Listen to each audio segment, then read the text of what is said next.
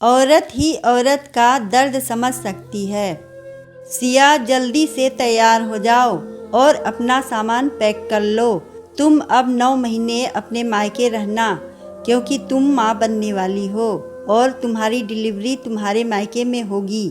रत्ना जी ने अपनी बहू सिया से ये सब कहा तो सिया हैरान होकर अपनी सासू माँ से बोली, ये कैसा मजाक कर रही है माँ जी?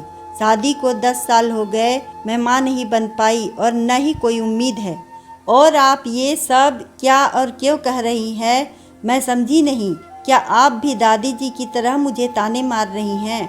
रत्ना जी बोली, नहीं मेरी बच्ची, मैं तुम्हें तुम्हारी दादी सासू माँ के तानों से बचाना चाहती हूँ और तुम्हारी शादी बचाना चाहती हूँ। तुम्हारी दादी सासू माँ चाहती है कि तुम्हारे पति यानी मेरे बेटे की दूसरी शादी हो। वो चाहती है कि मेरा बेटा तुम्हें तलाक दे दे, और तुम जानती हो कि मैं और मेरा बेटा दोनों तुम्हें कितना प्यार करते हैं। तुम मेरे बेटे की ज़िंदगी हो, उसकी खुशी हो, और मेरी बिटिया ज़्यादा हो बहू कम। और माँ जी तुम्हें बच्चा गोद भी नहीं लेने देगी, क्योंकि मैंने कई बार उनसे पूछा और उन्होंने मना कर दिया। अब तो बस यही करना होगा। मैंने देव से भी पूछ लिया है। सिया बोली, लेकिन मुझे कुछ समझ नहीं आ रहा माँ जी। रत्ना जी बोली, तुम्हारा मायका शिलांग में है, तुम वहाँ जाओ और वहीं रहना। दिल्ली से शिलांग बहुत दूर है और रिश्तेदारों से भी बहुत दूर। किसी को कानो कान खबर नहीं होगी, और वहाँ एक बाल आश्रम में मैंने बात कर ली है।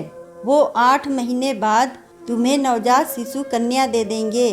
किसी को कुछ पता नहीं चलेगा, और तुम कन्या के जन्म की खुशखबरी हमें दे देना। हम सब वहाँ आएंगे और ढोल बाजे के साथ तुम्हें ले जाएंगे। सबकी नज़रों में तुम माँ बन जाओगी। घर में खुशियों की बहार आ जाएगी, और तुम दादी सासू माँ के तानों से भी बच जाओगी। क्योंकि अब तक तो मुझे उम्मीद थी, लेकिन अब मैं और देर नहीं करना चाहती। भगवान की जैसी मर्जी, सिया बोली। लेकिन दादी जी मुझे जाने देगी इतने महीनों के लिए? रत्ना जी बोली, तुम फिक्र मत करो, मैं सब संभाल लूँगी। रत्ना जी ने अपनी सासू माँ को आवाज़ दी और बोली, माँ जी जल्दी आइए, बहुत बड़ी खुशखबरी है। दादी सासू माँ कमरे से आते हुए बोली, क्या है, क्यों चिल्ला रही हो? 10 साल से तो यहाँ कोई खुशी नहीं आई। जब से तुम्हारी बहू इस घर में आई है, पता नहीं कैसे कदम है इसके। रत्ना जी बोली, माँ जी आपकी पोता बहू माँ बनने वाली है। आज ही पता चला है। दादी सासू माँ सिया की बलाएं लेने लगी तो रत्ना जी एकदम सीने पर हाथ रखकर बैठ गई।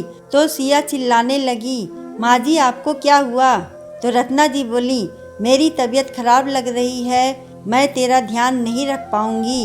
अब इस वक्त तुझे सेवा की ज़रूरत है। ऐसा कर, तू अपने मायके चली जा, तेरी माँ तेरा ध्यान रखेगी। देव तुझे छोड़ आएगा। डिलीवरी के बाद हम तुझे ले आएंगे, क्योंकि मेरी तबीयत ठीक नहीं है। माँ जी की भी सेवा करनी होती है। क्यों माँ जी, ठीक है ना? मैं भी अब बूढ़ी हो चली हूँ। अब इतनी ताकत नहीं है मुझ में कि अपनी बहू और अपनी सासू माँ दोनों की सेवा कर सकूँ। इस अवस्था में तो इसकी माँ ही अच्छे से ध्यान रख सकती है, कोई नौकर भी नहीं। रत्ना जी की सासू माँ ने सिया को मायके जाने की आज्ञा दे दी, क्योंकि उन्हें तो परदादी बनना था। सिया सब समझ गई कि उसकी सासू माँ ने बीमारी का बहाना किया है। सिया सासू माँ के कमरे में गई और हाथ जोड़कर बोली, कौन कहेगा कि आप सासू माँ हैं? आप तो माँ से बढ़कर हैं। रत्ना जी बोली, माँ और सासू माँ को छोड़ दो, हूँ तो मैं एक औरत। औरत ही औरत का दर्द समझ सकती है।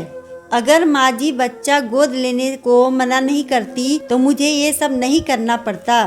तुम तैयार हो जाओ, मुझे अपने घर की नन्ही लक्ष्मी का इंतजार रहेगा, और तैयारी भी करनी है उसके स्वागत की।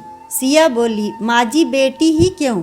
रत्ना जी बोली, सब बेटा ही गोद लेते हैं तो उन मासूम बच्चियों को कौन पूछेगा?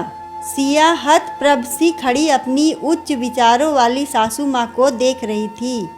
अगर आपको हमारी कहानी अच्छी लगे तो वीडियो को लाइक करें, चैनल को सब्सक्राइब करें और कमेंट में बताएं कि आपको कहानी कैसी लगी। धन्यवाद।